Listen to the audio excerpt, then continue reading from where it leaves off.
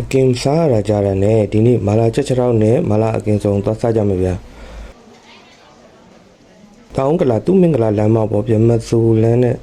နနဝင်မတ်တိုင်နာမှာရှိတဲ့ရှမ်းလေးဆိုတဲ့အကင်ဆိုင်မှာအကင်မျိုးစားတော်တော်ဆုံးနေရှိတာပါကကြက်ဝက်အမဲအကုန်ဆုံးလို့ကျွန်တော်လည်းမရွေးပြနိုင်တော့ရိုက်ပြထားတာကြီးလိုက်ကြတော့ဗျာ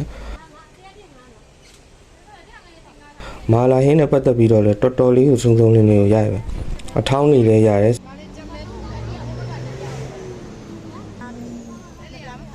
ဒါစားနေကြပဲပြလေးပါ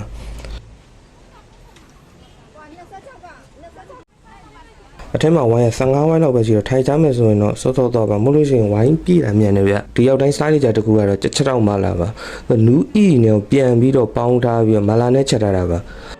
ချက်ထောက်တကူလုံးကလည်းမာလာအရသာအပြည့်နဲ့ဆိုတော့စားလို့တော်တော်ကောင်းတယ်ဗျ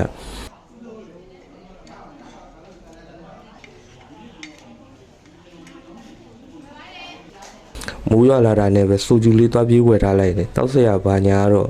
ဘေးနာကွန်ဗီနီယန့်စတိုးမှာသွားဝယ်ပြီးတောက်လို့ရတယ်ဗျဆိုင်မှာတော့မရအောင်ဗျထိုင်တောက်လို့တော့ရတယ်ကင်းရဲ့အသက်ကတော့အချင်းပဲဗျခြေထောက်လေးထပ်ဆွဲလိုက်ပါဦးမယ်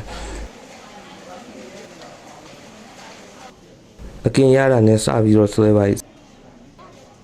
စားကျင်နေတာနဲ့အကင်ဘန်းတော်မှာရိုက်ပြဖို့မိပါတယ်ဗျနန်ကင်လေးနဲ့စူဂျူလေးနဲ့ဆွဲလိုက်ပါဦးမယ်အများကြီးအစုံပါဗျအခုပြန်ပြီးတော့ edit နေနဲ့တောင်မှစားကျင်လာလို့ရ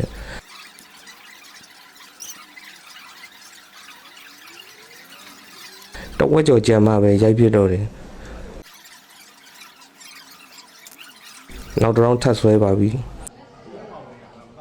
တူးနေတဲ့အကင်မျိုးတွေဆိုရင်တော့မစားကြပါနဲ့ကန်ဆာဖြစ်နိုင်ခြေတွေများလို့မမဲတဲ့ဘက်လေးကိုပဲရွေးပြီးကျွန်တော်တို့စားလိုက်တယ်ကဲကုန်ပါပြီဗျာပြန်ပါတော့မယ်လမ်းကြုံနေသွားစားကြည့်ကြပါဦးလို့